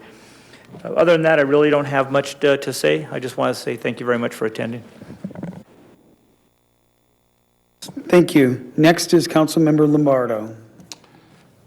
Want to echo a lot of the comments that Councilman Dennison made. We have a lot of praise for our staff and all the hard work that has gone into the various things that you witnessed tonight and on a general basis continually for years. We want to thank Dan and Nicole for really exemplifying the kinds of people that make Yucca Valley so unique, and they definitely deserve the Spirit of Yucca Valley Award, even though they're shy about receiving it. So let's see what else. I'm excited to see the ARC project moving forward, and you have been extremely busy over there, and we have a lot of praise for the staff in handling all the projects going at the same time, and the way that community services has handled the activities for the seniors and the shutdown of that, I'm very impressed, and I think the whole town can be very proud of the way that you have run things and made that effective. Thank you very much, and that's it for me right now. All right, thank you. Next, Councilmember Schooler. Okay, pretty much the same comments. Would like to thank the general for coming out from the Marine base and his willingness to work with us. I think we need to take advantage of that willingness to partner up with us on events or whatever. But I think that's a breath of fresh air. And also Dan and Nicole Letourneau, you know, so many people bounce into town, and 20 years after they do, they stay relatively anonymous, and that's okay. But it's great to see people that like to bloom where they're planted and contribute to the community, and those guys sure have done that. And appreciate seeing them at just about every event that we go to in town. So I think the spirit of Yucca Valley Award was appropriately given to them tonight. And that's it for me. Thank you. And Mayor Pro Tem Abel. Yeah, I want to thank the council for continuing the spirit of Yucca Valley Awards. I thought it was very good, and I appreciate that. Also, not that we have time tonight, but it would be nice to get an update from San Bernardino County Fire on the impact the fires are with our local personnel, how many people are being sent out of the area and so forth, and then our capability of fire suppressant equipment here. And so maybe a future agenda item would sooner than later would be to have San Bernardino County Fire just give us an update on how the fires have impacted us and about possible policies on brush clearance around homes or vacant lots that might help. The Flying Doctors, that sound like an amazing program. I've heard of it before and so forth. If it's appropriate, if staff looks into it, if there's some information we could put on our website about it so that the public is made aware that they, and again, I'm not sure if it's open to the public or it's just for the high school students, but to make the parents at least or guardians aware that there might be some services that their kids could receive from that program and put it on our website, that might be great. But other than that, thank you everyone for being here tonight and for all those that spoke. Thank you. And all I want to say is this morning we had the soda with the mayor, and we had pretty good turnout. And to jump on to what Mayor Pro Tem said, we had Jennifer Cusick there, and she talked a little bit about fire and the preparedness, you know, with the fire hydrants not flowing in the areas down there. And she indicated that the water district was well prepared. So that was a really good meeting. So if we want to have a discussion on that, maybe we can include the water district to talk about the hydrants if that comes up. But other than that, just want to say thank you to everyone for a great meeting. And I do want to say that there's going to be a closed session after I end this meeting. And that will be up in the conference room at the town hall. But this meeting is ending. So the next regular meeting of the Yucca Valley Town Council will be held on Tuesday, February 4th, 2025, at 6 p.m. right here in the Yucca room. Mayor, if I might just read into the record your closed session. Town Council meeting closed session pursuant to the provisions of Government Code Section 54957B regarding public employee performance evaluation for your town attorney. Thank you. Thank you. Meeting adjourned.